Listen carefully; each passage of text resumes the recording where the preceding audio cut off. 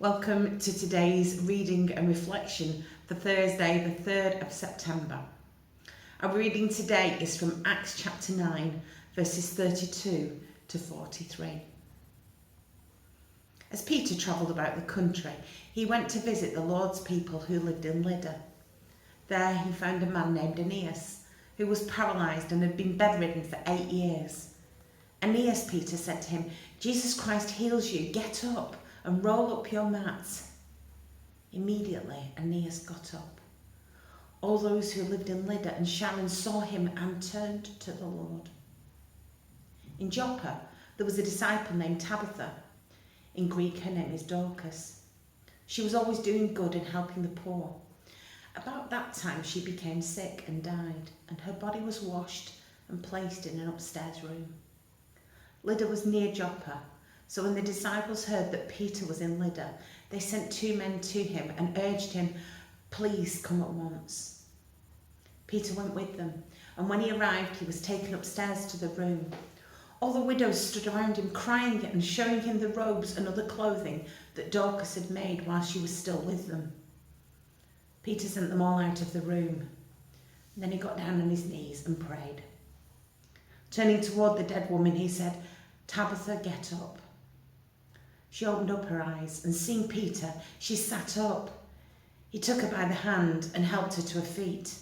Then he called for the believers, especially the widows, and presented her to them alive. This became known all over Joppa, and many people believed in the Lord. Peter stayed in Joppa for some time with a tanner named Simon. Peter and John were just something different. They stood out among the others. It was really evident that they were able to do things and say things that just defied logic. When we consider that these two were fishermen, when Jesus called them, they weren't highly educated, they weren't considered as having high intelligence. They shouldn't have known what they knew. They shouldn't have been able to do what they did.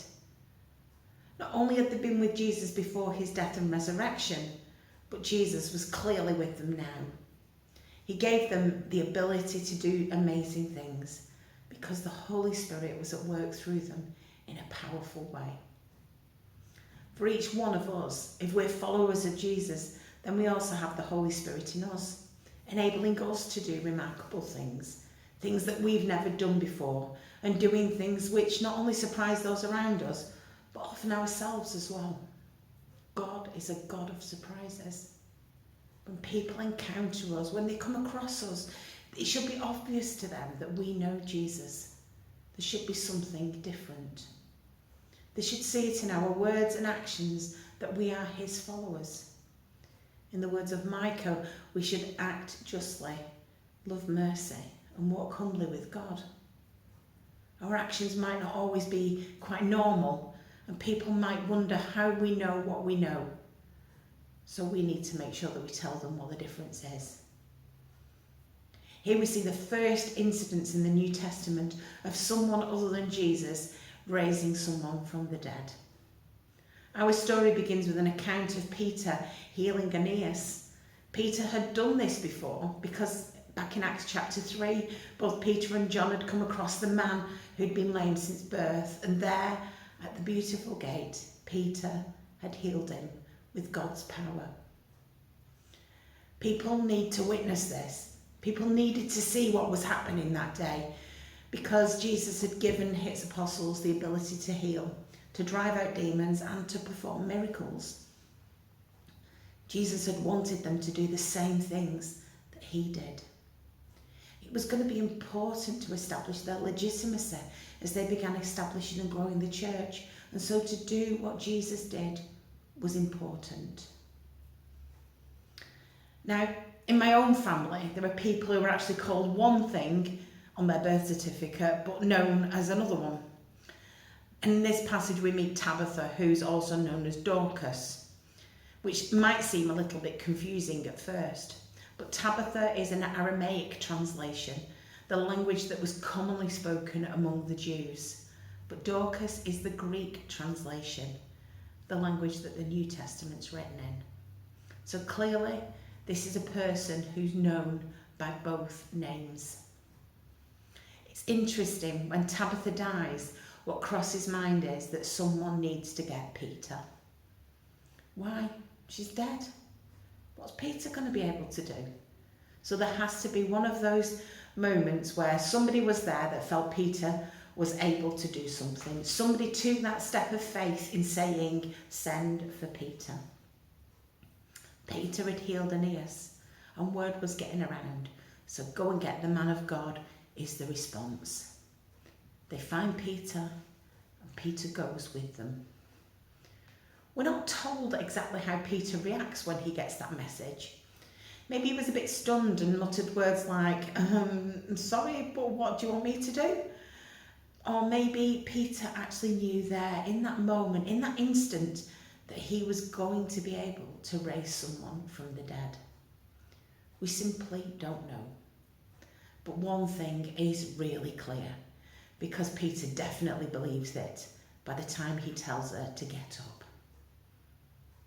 Peter's actions were just so powerful. He placed his complete trust in God.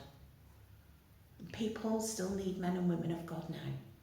Sometimes they don't call for us until they've reached a point of desperation, as in Tabitha, but still they come to us and ask us for advice, or they ask us to pray for them. And we need to be ready to be there for them, just as Jesus is always ready to be there for us. When God calls us to do something, when he calls us to step out of the boat and take a leap of faith, it can be nerve-wracking, but even the smallest steps of faith mean that we actually believe wholeheartedly that God will equip us to do something that we've never done before. Peter's step of faith meant that so many people put their trust and their faith in Jesus. And he didn't rush away afterwards. He stayed there in Joppa for a bit longer so that he could tell people about Jesus. Yes, the miracle does seem that Tabitha came back to life, but the other miracle is how many people actually gave their lives to follow Jesus afterwards. And we need to remember that. When God works through us, it's really not about how much we do, as more of a case of what happens as a result of what we do. For God, it's always about the bigger picture.